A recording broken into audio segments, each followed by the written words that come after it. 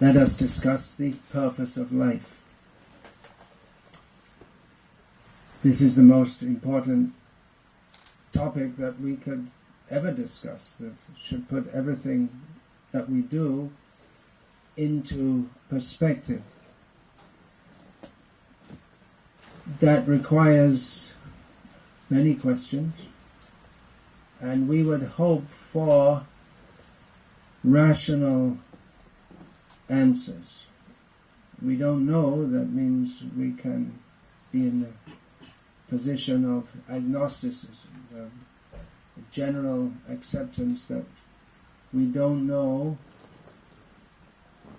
and the agnostic approach is that we cannot know.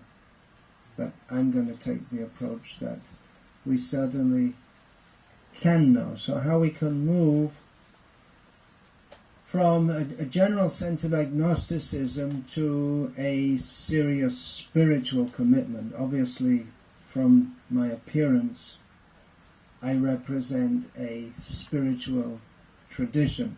So I'm going to be talking ultimately in spiritual terms, but I want to approach this in a rational manner, not a dogmatic manner. Agnosticism is based on the presumption that we can never really understand anything fully, and on a spiritual path requires spiritual commitment based on the assumption or understanding that beyond normal sphere of knowledge, that which is acquired through seeing, touching, hearing, smelling, tasting, feeling, through our senses, and digesting all this and making speculations upon this with our mind, there is a level of sublime consciousness that can be approached by a spiritual path. Now, when we say spiritual, a lot of people get turned off right away, or even more so by the word religious. Many people who consider themselves to be rational get turned off by this. But I want to approach this in a rational way, respecting the intelligence of people who are intelligent enough to make such inquiries into the purpose of life. Obviously, I'm not going to say, well, the purpose of life is to make lots of money. We wouldn't need a big discussion if that was the conclusion. There might be a big discussion how to make lots of money, but that the goal of life is to make lots of money, I'm not going to discuss. Although possibly in the modern age, people who are in the garb of spiritualists, they do teach such things, but such people are not real spiritualists at all. So we're going to discuss the purpose of life in a rational, intelligent way for people who are serious to understand this subject and who have higher aspirations than simply earning money, having a so-called good time, mindless living. So I'm going to discuss this in terms of the spiritual tradition, the Vaishnava tradition, to which I have been committed for the last 37 years. But I'm not going to do so in a dogmatic way or ask anyone to accept anything out of blind faith. We want to respect the intelligence of any person who is intelligent enough to make such inquiries. Of course, there are many intelligent people in the world who don't make such inquiries, who are using their intelligence for making more and more machines, technological objects, like the technology by which you're able to hear this amplified and to see this broadcast on the internet. So there are certainly many intelligent people in the world, but most people are simply using their intelligence without having considered the really most important question of, well, what is everything all about anyway? We live in an age in which people are rushing without thinking, where are we going? We're so busy making more things and earning more money, or just trying to make ends meet, that why we're doing what we're doing, we never stop to consider. It's a herd mentality, that because everyone else lives life in a certain way, we also do. But real intelligence means to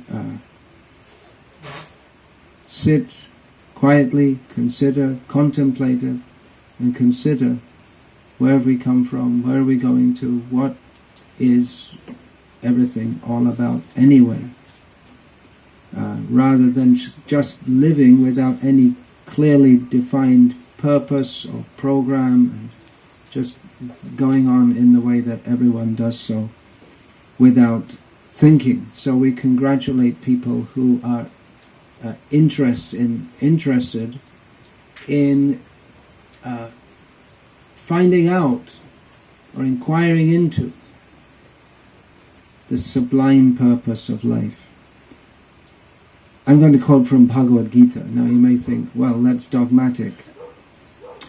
But it's not, because you can judge for yourself that this is a statement which anyone can ascertain without it being a religious dogmatic statement. The statement is, Manushanang sahasreshu kaschid yatati siddhiye. Out of thousands of persons, maybe only one person will be interested in spiritual perfection. So that's at the best of times, and what to speak of in our modern, highly materialistic age. Now, everyone has a purpose of life, whether they sit down and think about it or not, whether they define it in their mind. Everyone has some purpose of life. Most people don't think about it, but we are purpose-driven beings. Everything we do is for some purpose. In fact, every living being, not only human beings, we can say that every living being, everything they do at every moment is for the purpose of increasing their comforts, their pleasure, their happiness, and minimizing discomfort or anything that may cause them any pain. And that may be extended also, not simply for one's own immediate personal happiness, but one may act for the happiness of one's family members, one's friends, one's nation. But at every moment, we, even subliminally, we make decisions about what to do based on the principle of, will this be better for me and those I consider dear to me or not? And usually that, or at the lowest level of consciousness, that decision is made in terms of what pleasure I can get from my senses. So everyone is trying to get free from suffering and to be happy always. And what are the basic activities that people do for that? Eating, sleeping, copulating, and warding off all obstacles to their doing so. So, again quoting from Vedic literature, Ahara nidra bhaya maitunam cha samanyam etat pashubhya naranam. Again, this is not a sectarian or dogmatic statement. It simply states that eating, sleeping, fearing, and mating these four activities both humans and animals do. And the rest of the statement is dharmo hitesham adhiko vishesham dharmena hina pashubhya naranam. That dharma is the special prerogative of human life. Dharma is roughly translated as religion. So without dharma, which is not possible to conceive of in subhuman life, in animal life, a human is nothing more than an animal. It's simple arithmetic. A plus B equals C, C minus B equals A. Animal plus the animal propensities plus dharma makes a human being. So a human being without dharma is simply a two-legged animal. It may be a harsh judgment, but it's quite rational. So what is dharma? It's roughly translated as religion. It's one of those non-translatable terms. There are many such non-translatable terms from the Vedic Sanskrit language into English. It doesn't translate very easily because the spiritual conceptualization is actually far more developed and profound in the Sanskrit language. Dharma is sometimes translated as religion. It's sometimes understood to be a sense of order in the universe, or to be in harmony with that order. Certainly without it, one is no more than animal. So dharma is a very big subject. It's religion in Vedic culture. Takes many different forms and is often misunderstood as being polytheistic or chaotic by persons who do not understand the subtleties of it. But the higher levels of dharma begin with atato brahma jignasa.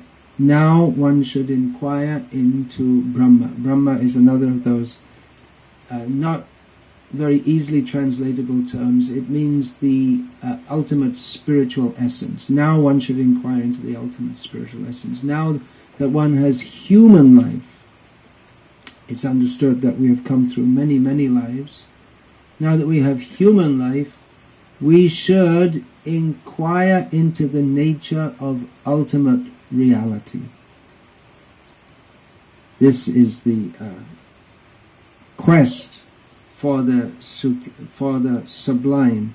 That for persons who are actually contemplative, who are not satisfied with a life of simply working and making money and the trivialities of this world, the persons who may be interested to listen to a discourse such as this, such persons can intuitively perceive that there is more, or there should be more to life than simply getting born, living for some time, having some friends and enemies, having some pleasure and some distress in this world, and then dying. There must be more to it than all of this. That we are meant for divine existence. Now we're talking about intuition here, which may not be, you may say now we've gone beyond the rational, but even in what is considered rational science, any advances, what are considered advances in science, have not come simply from rational consideration of data, but have come from intuition, a sense that beyond what we presently know, there's another dimension of understanding. There was nothing in science as it was known at the time to suggest relativity theory, but Einstein intuitively he made that step. And so how does that come? By what we call scientific or rational progress comes by contemplation of what we already know. We're dissatisfied. We think it's not a complete enough understanding.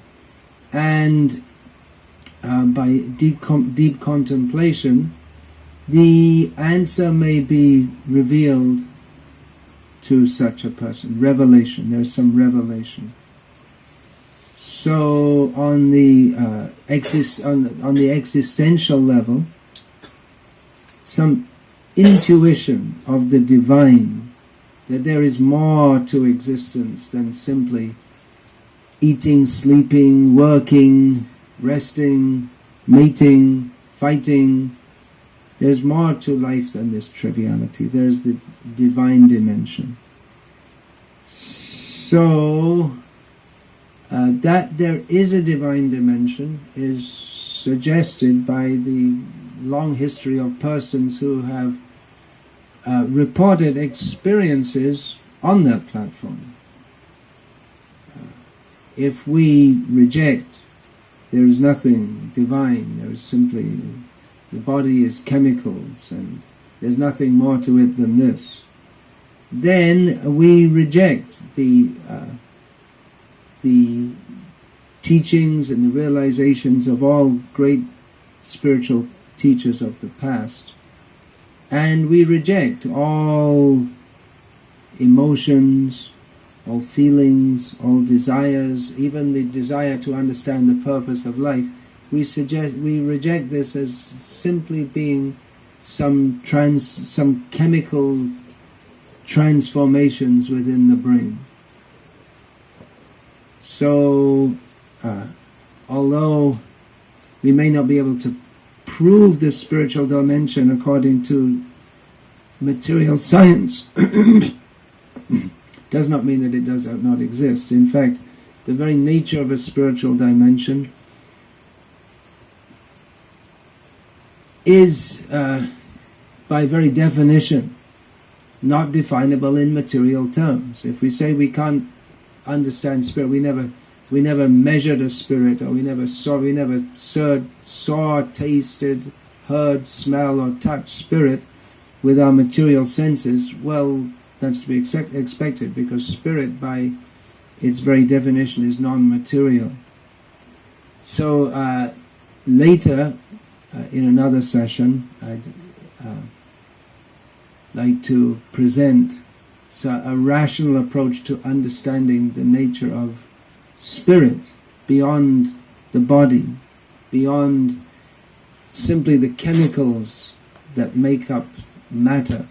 But as that is, it'll take some time, I'll leave that for another session. But anyway, we're going to take a step into the realm of the divine. Now we're not just entering dogma here, we're not asking people to give up their rationalism, but we're asking people to at least accept hypothetically that there is such.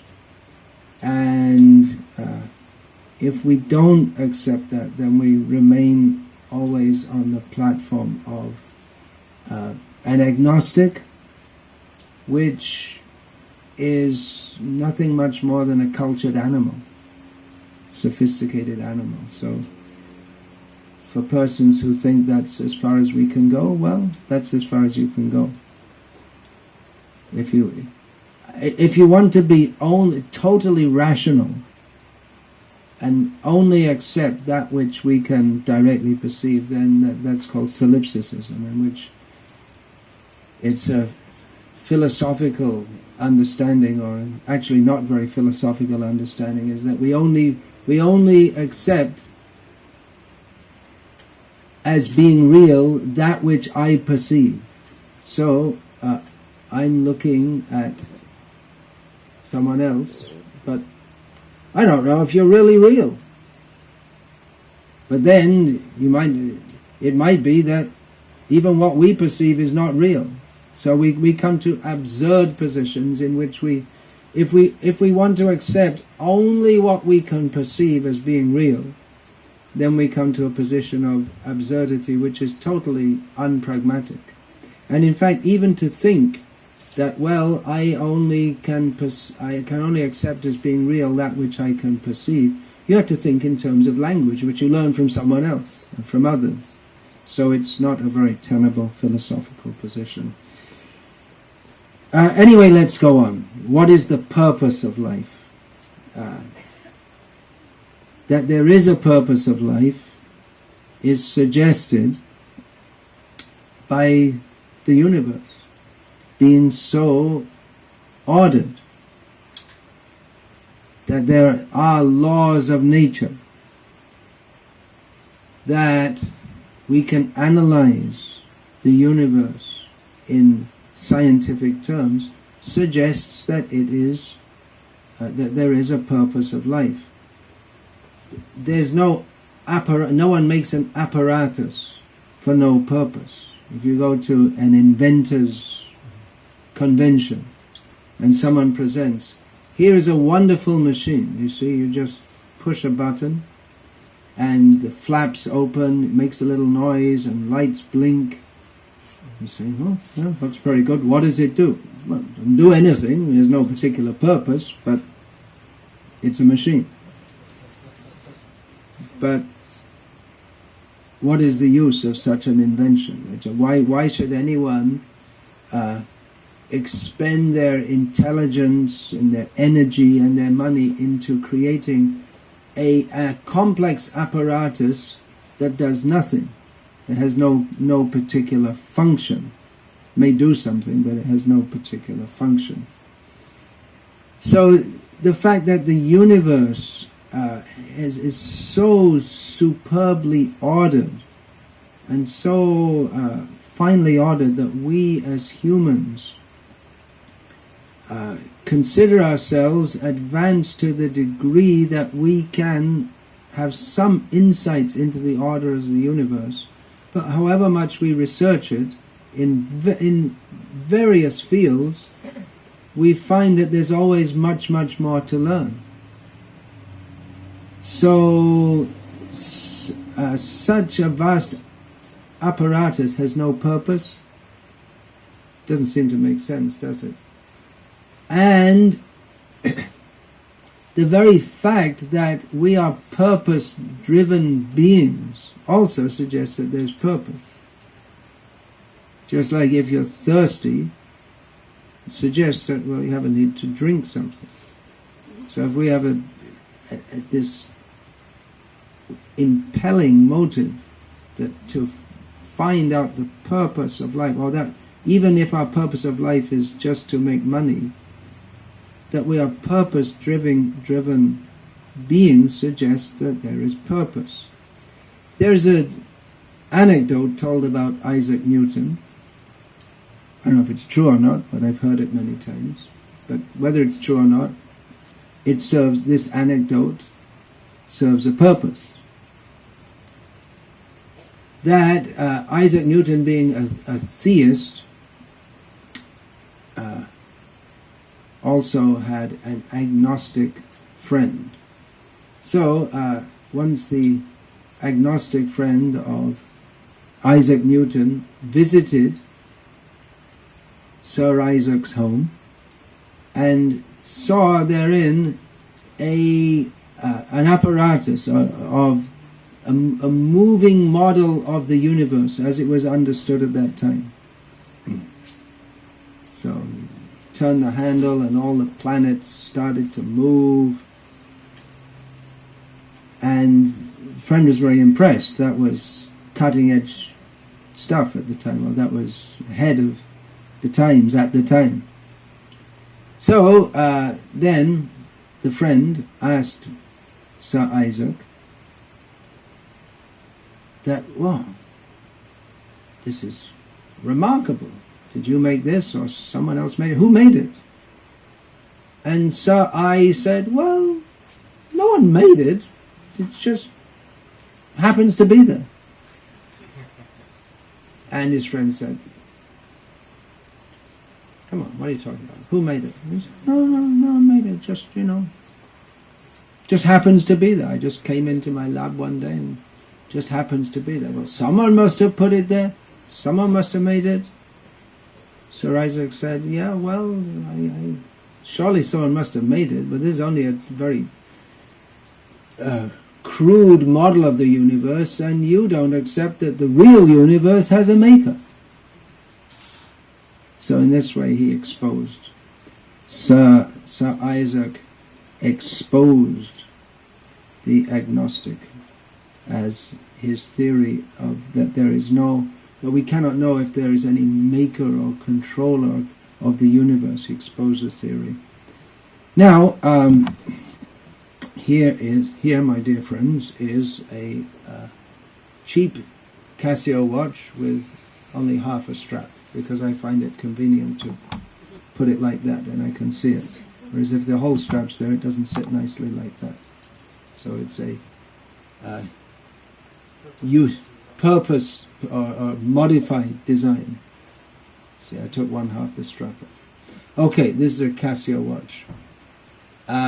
Now, it's quite complex, somewhat complex. I wouldn't know how to make one. It's not nearly as complex as the universe. But if I was to propound that it came into being out of nothing, or that just there was a big storm, Isaac going on at the time,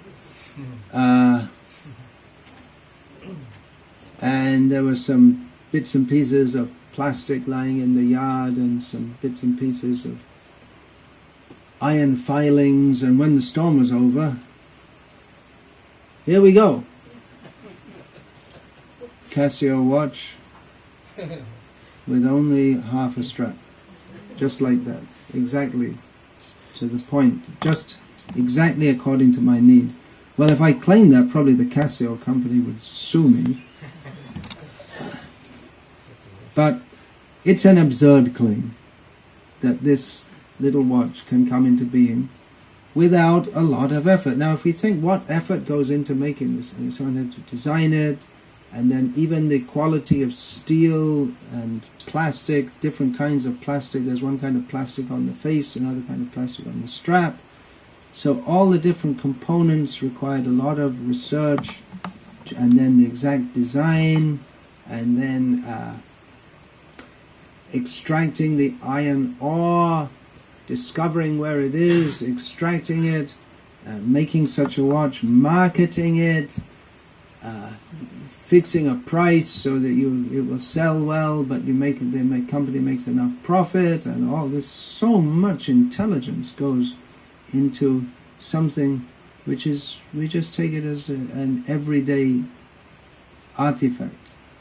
Just, we don't think twice about it. It's some little watch, and okay, what's the time? Time to finish this lecture. So, if we say that, or if we can understand that even this little watch, which is quite complex to the layman, cannot come into being simply by chance. It requires much intelligence and much effort to do so. Then how can we accept that the universe comes into being by chance? It's not a very good hypothesis. A much better hypothesis is that it is purpose built by a designer. So that's a very common argument for the existence of the purposeful being who makes the universe. And I'll speak more about this later.